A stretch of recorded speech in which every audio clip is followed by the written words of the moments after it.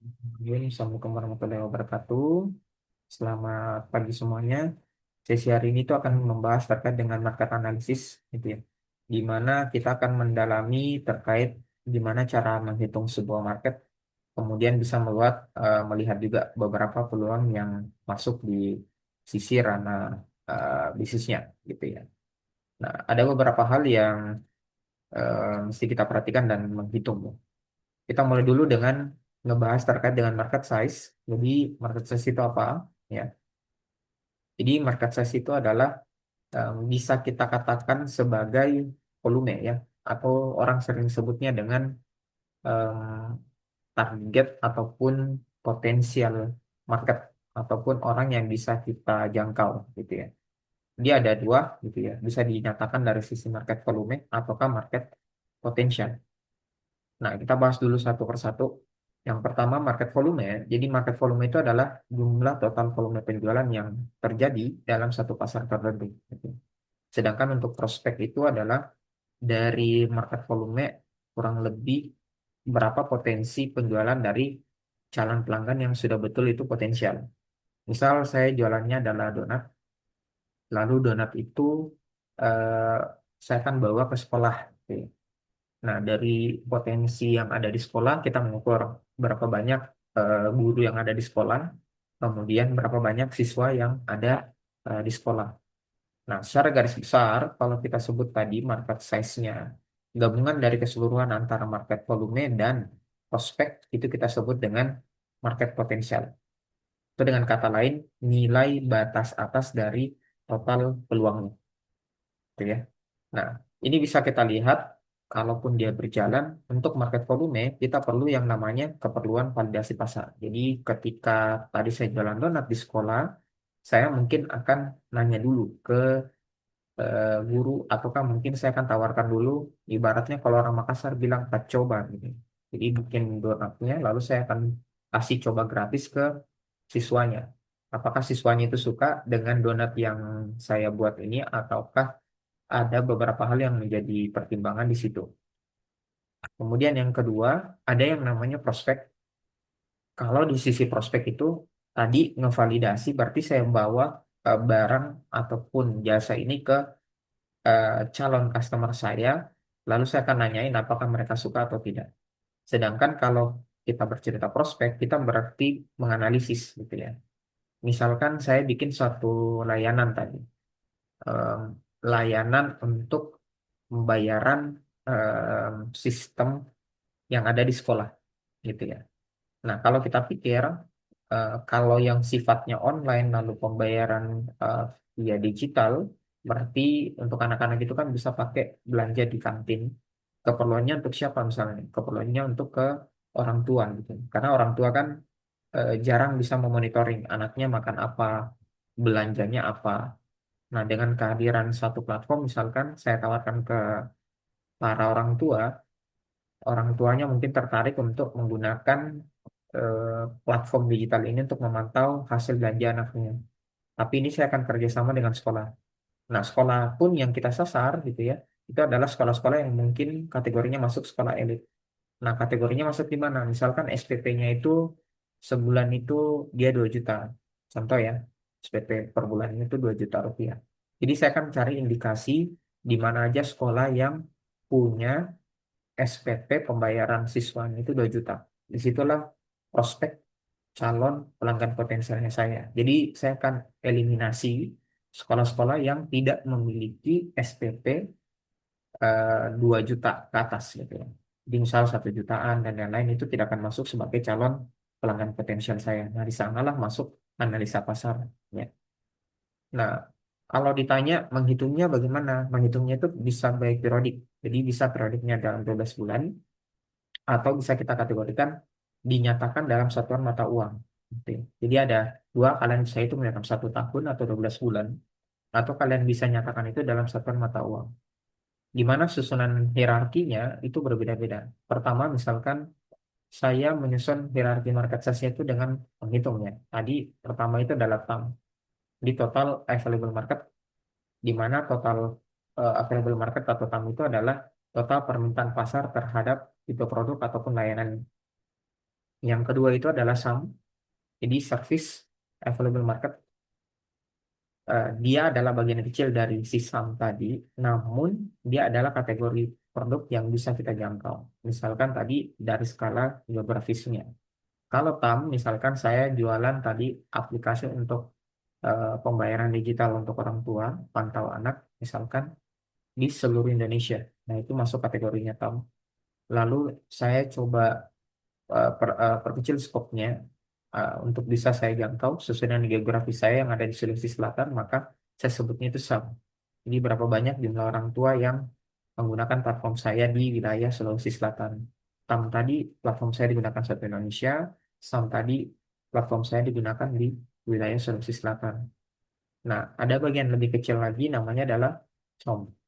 Nah, SOM itu apa? Service Obtainable Market. Jadi bagian kecil dari si SAM, di mana kita bisa rebut pangsa pasarnya. Misal, saya lebih spesifik gitu ya. Nyebutinnya itu yang ada di Kota Makassar. Itu kenapa? Karena saya tinggalnya di Makassar, kemudian layanan itu bisa saya jangkau ke sekolah-sekolah lebih cepat dibandingkan kalau saya mesti keliling di Sulawesi Selatan, apalagi mau keliling di satu Indonesia. Gitu. Jadi ada TAM, SAM, SOM.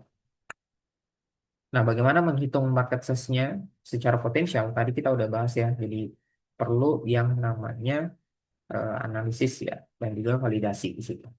Misal, saya nentuin dulu target kriteria customer-nya. Jadi step awal ketika kita mau menghitung market size dari sisi potensial, tentukan dulu kriteria yang bakalan menggunakan aplikasi kalian itu seperti apa, atau menggunakan jasa ataupun produk kalian itu seperti apa. Dari sana kita perkirakan jumlah target customer sesuai dengan kriteria yang kita buat. Ketiga, definisikan wilayah dari pelayanan yang akan kita jalankan.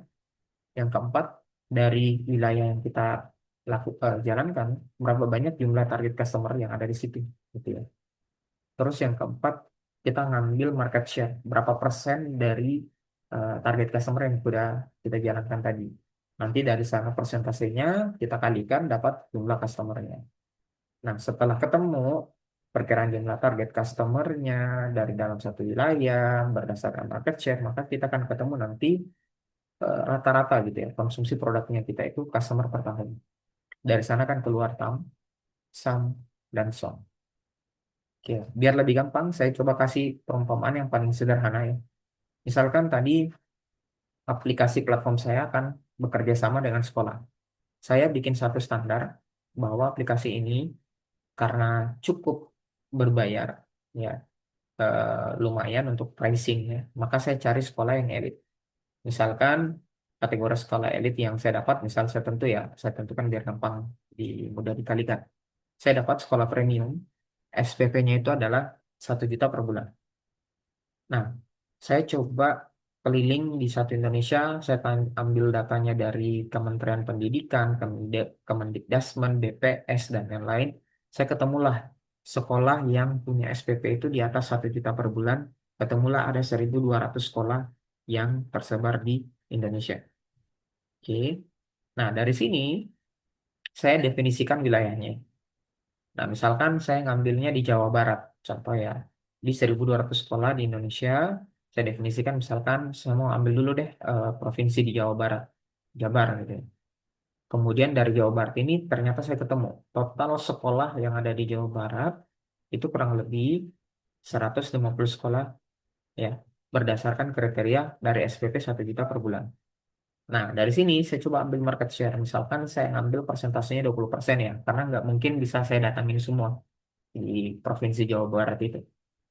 Ketemulah 150 sekolah tadi, dikali 20%, maka saya temunya adalah 30 sekolah. Oke. Nah, untuk mendapatkan tamsamsumnya, saya bikin harga layanan saya. Misalkan harga layanan saya per bulan itu segini, 5 juta per bulan.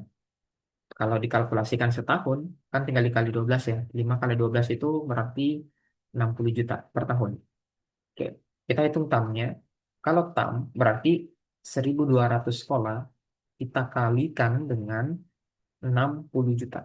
Maka ketemulah di angka 72 miliar per tahun.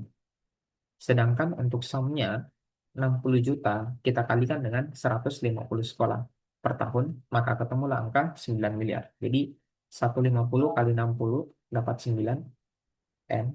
Lalu 30 kali 60. Karena tadi ada 30 sekolah, kita target dengan 60 juta per tahun, maka kita ketemunya di angka 1,8 M. Nah, ini cara menghitung sederhana untuk tam, sum, dan sum. Misal saya punya satu layanan dengan modelnya dia berlangganan dalam 1 tahun.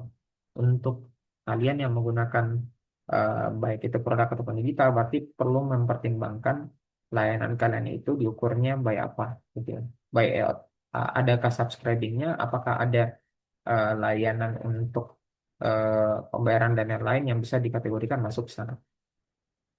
Nah, tipsnya bagaimana menghitung itu sendiri, bagaimana cara dapat datanya, kita bisa ambil dari laporan riset pasar. Jadi ada IDC, IDX, Gartner, em, bisa juga dapat dari data-data pemerintahan ya. Jadi kayak tadi ada BPS, ada data Kemendikbud dan seterusnya.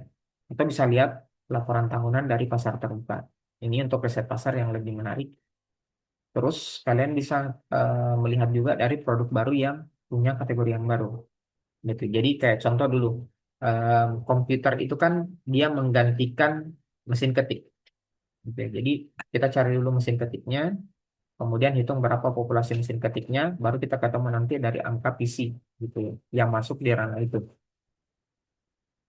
Untuk market validation, jadi kita ngebahasnya di mana market validasi itu adalah kita mau membuktikan gitu ya. Kita buktikan bahwa benar ada yang menggunakan layanan itu gitu ya. Baik itu dalam jumlah yang besar ataukah dapat khususnya solusi yang baru gitu ya. Nah, misal saya ambil contoh Airbnb ya. Airbnb itu adalah layanan salah satu platform yang kalian bisa sewa rumah dan lain-lain. Sebenarnya platform Airbnb ini sebelumnya sudah banyak gitu. Contohnya ada Couchsurfing, ada Craigslist gitu ya. Jadi dia bisa lihat misal ada 630.000 rumah yang terdaftar gitu di Couchsurfing. Berarti ini jadi data marketnya si Airbnb gitu. Kemudian ada Craigslist.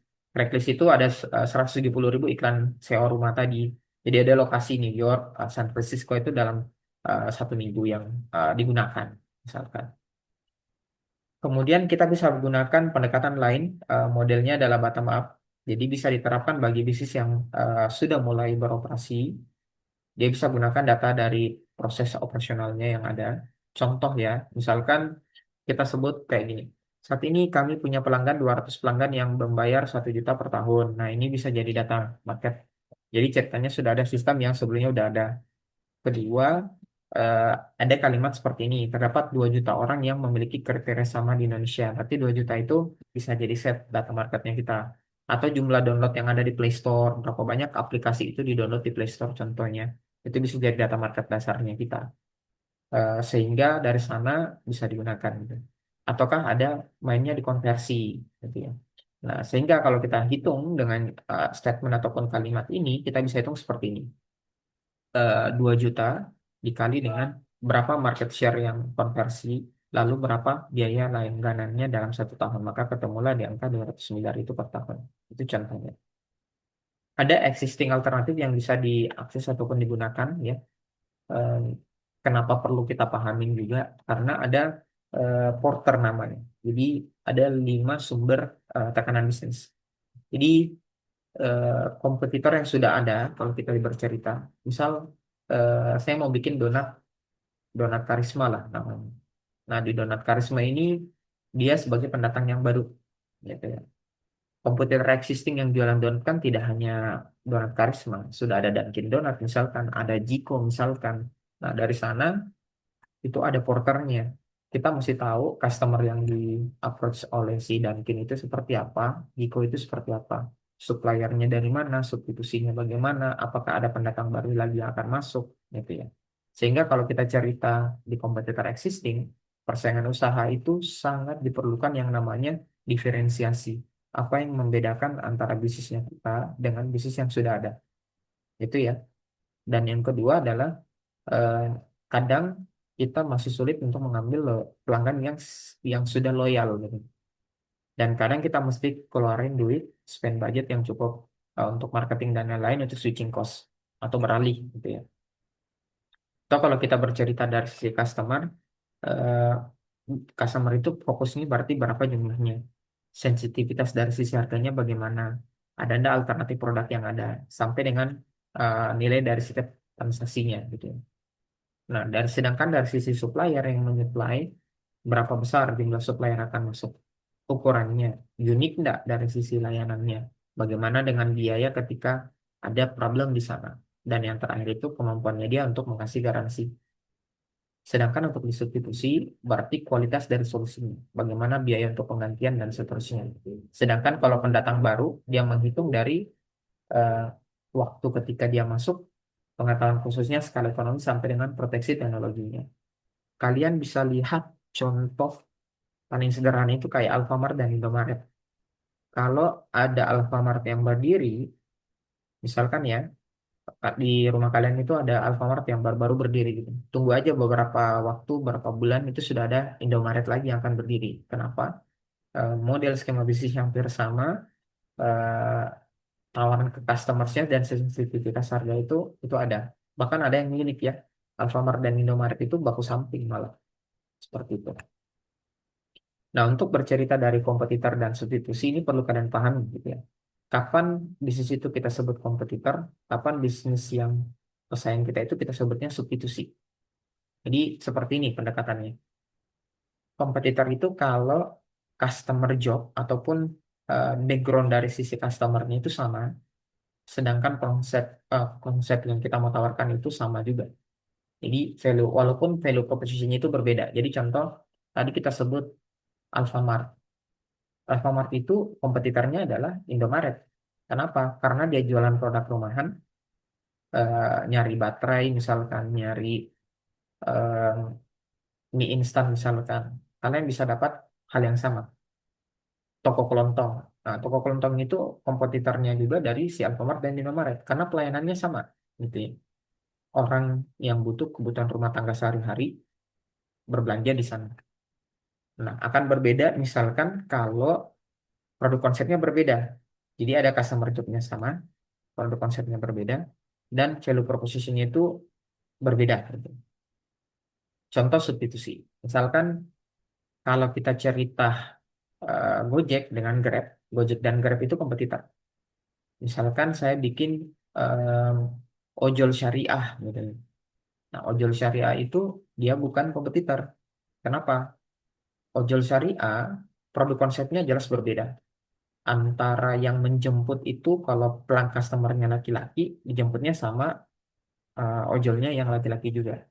Kalau eh, perempuan yang jadi customernya, yang jemput ataupun jadi drivernya itu juga perempuan. Contoh ya, ini contoh aja, itu jadinya adalah ojol syariah dan itu produk konsepnya berbeda. Nah, di situ kita sebut sebagai substitusi. Seperti itu. Nah, contoh beberapa hal yang ada di market, contoh gini, jurnal, Zahir, Biakunting, Yojonomik, itu semua masuk sebagai kompetitor. Ada nggak aplikasi pencatatan keuangan? Ada, tapi fiturnya berbeda. Misalkan Excel, ataukah buku catatan manual, ataukah ada konsultan keuangan. Nah, ini kita sebut sebagai substitusi.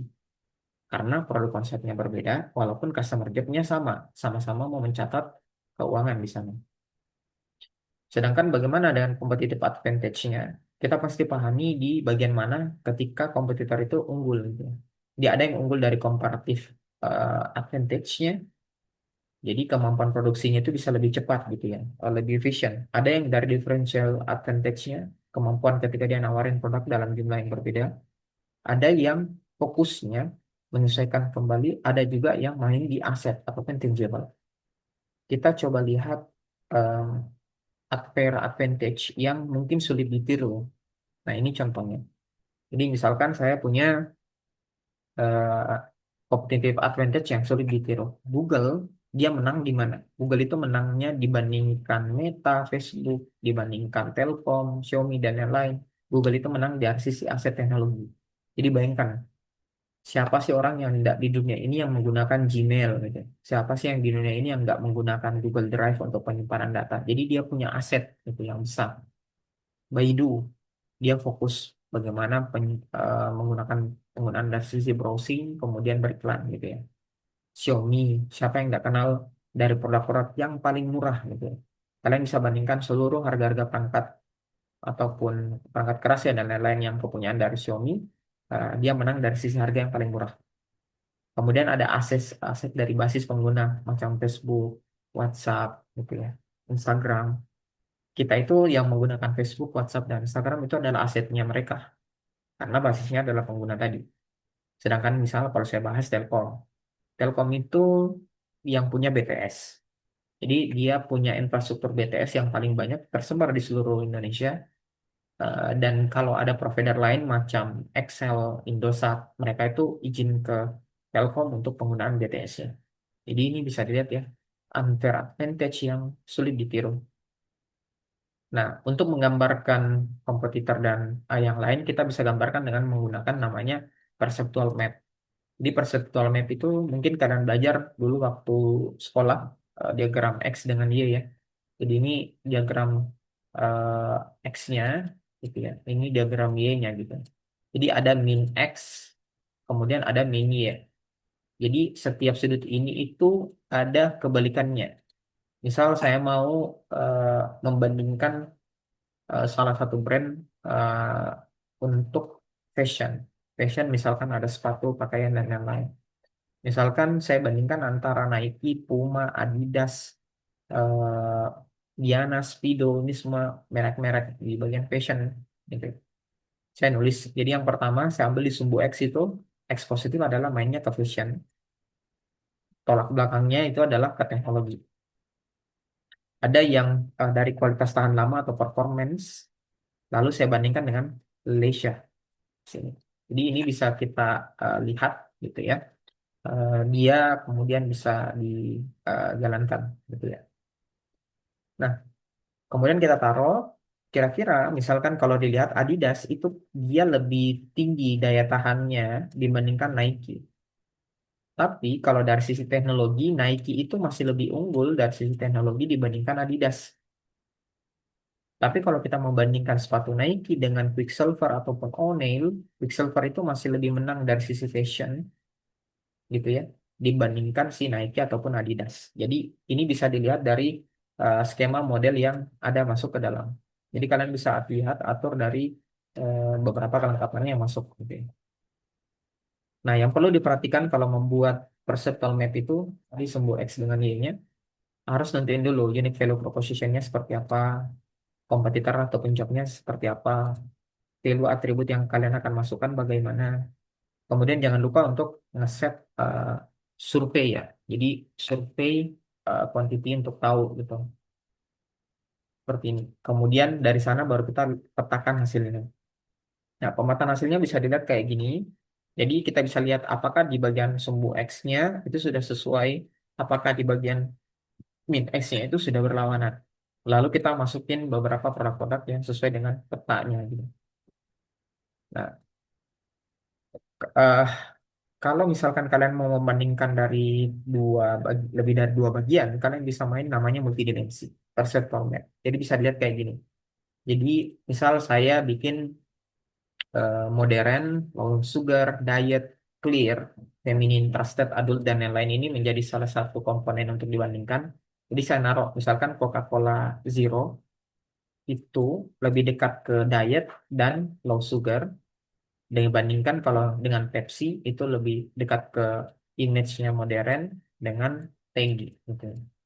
Kemudian saya bandingkan misalkan Fanta, Fanta itu lebih dekat ke anak-anak dengan Sprite itu lebih dekat ke yang bagian yang clear. Jadi ini bisa dilihat kalian bisa gunakan juga multidimensi. Gitu. Lanjut, em, ketika si customer itu masuk menggunakan atau mengakses dari layanannya kalian, ada beberapa hal yang bakalan jadi faktor penghambat gitu. Pertama, apa saja yang menjadi faktor penghambat? Jadi ada bagian inersia. Ada orang yang mungkin sudah cinta sama itu brand, kalian mau tawari apapun itu susah, gitu ya. Jadi masuk di customer yang loyal gitu ya.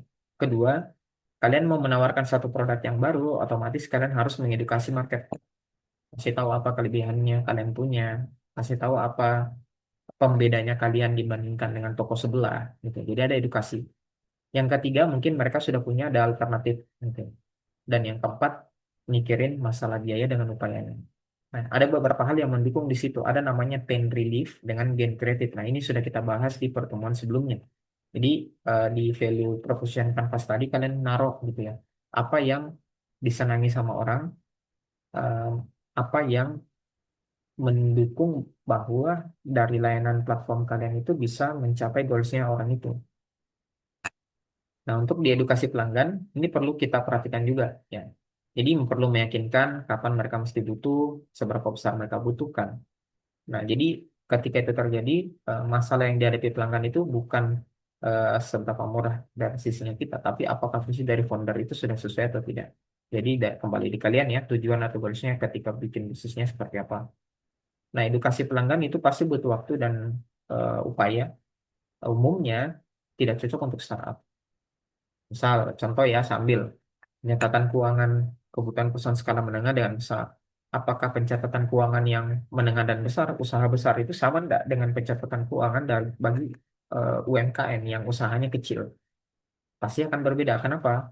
Kalau kita cerita yang tukang bakso, kita cerita misalkan dengan tukang tahu isi, mereka mungkin jarang mencatat laporan keuangannya. Tapi mereka akan melihat saja berapa pendapatannya hari itu, gitu ya. Ataupun kalau mencatat, paling itu catat uang masuk sama uang keluar aja. Tapi akan berbeda kalau kita cerita dengan perusahaan besar. Ada manajemen stoknya mungkin, ada mungkin akan yang ngecek bagaimana operasionalnya mungkin, biaya listrik, air, dan lain-lain, gaji pegawai, itu akan jadi perhitungkan. Sehingga kita bisa sebut pengedukasian dari sisi platform pun akan berbeda. Nah, aplikasi untuk mengatasi masalah itu umumnya tidak populer ya di beberapa tradisional gitu. Sehingga perlu penyesuaian dan perlu kesiapan pasar. Nah, saya ambil contoh kayak gini.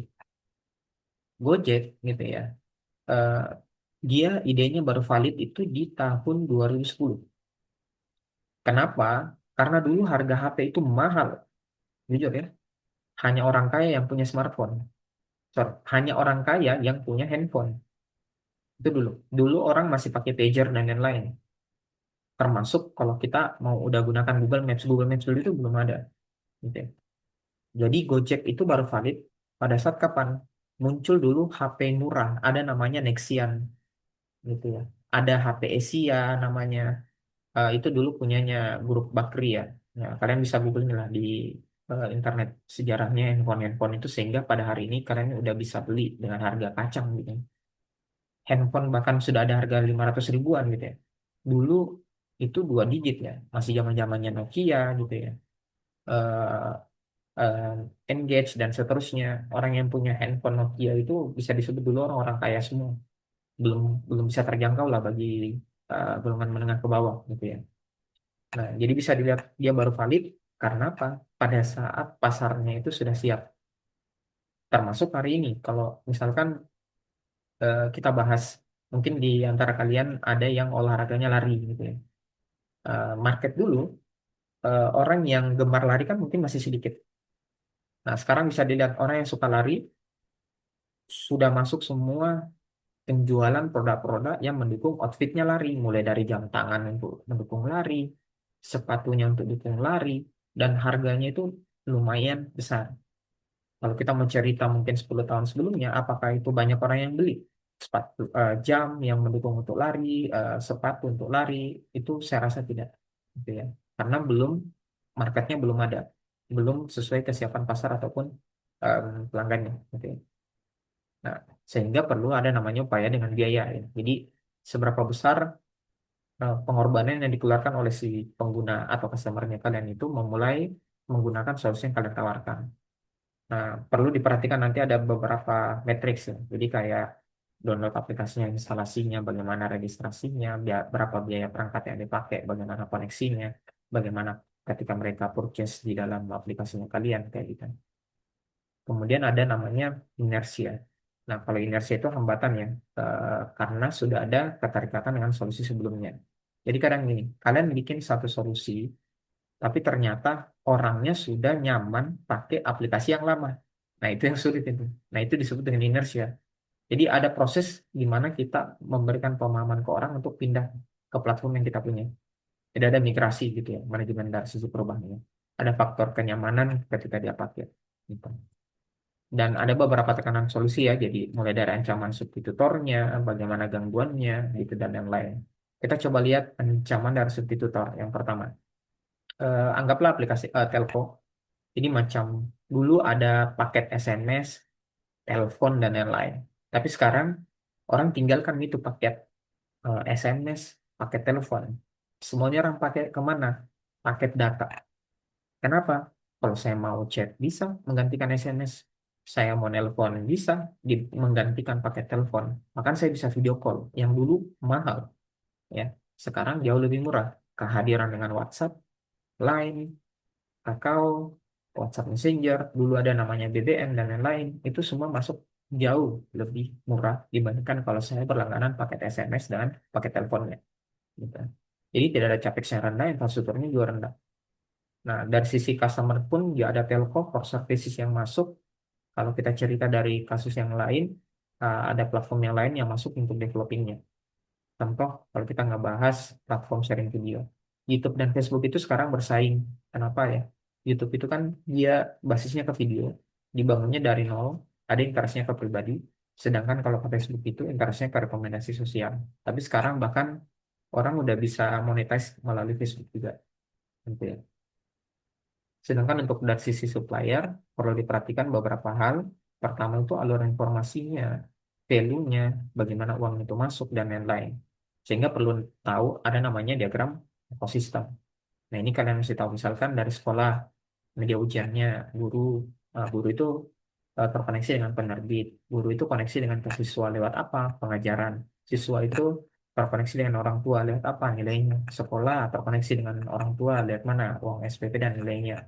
Yayasan, biaya operasional dengan peraturannya. Gitu. Nah, ini semua modelannya. Nah, ada salah satu teori yang mungkin bisa kalian dapat gitu. Ada namanya istilahnya theory of change.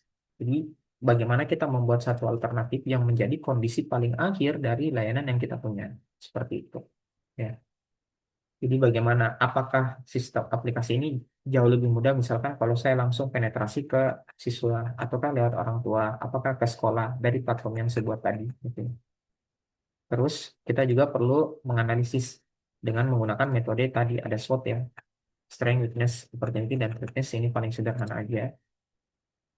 Jadi tahu yang mana membantu bisnis, mana yang membahayakan bisnis, mana yang membantu dari internal dan eksternal, lalu kita petakan. Keunggulan value-nya di mana untuk strength-nya, weakness-nya di sebelah mana, apakah itu dari biaya atau waktu produksi yang cukup lama, melihat ancaman yang dari sisi apa yang ada, sampai pun yang lain. Nah, kurang lebih seperti itu. Ya, kalaupun mungkin kalian ada pertanyaan ataupun yang lain, mungkin bisa sampaikan di grup kita.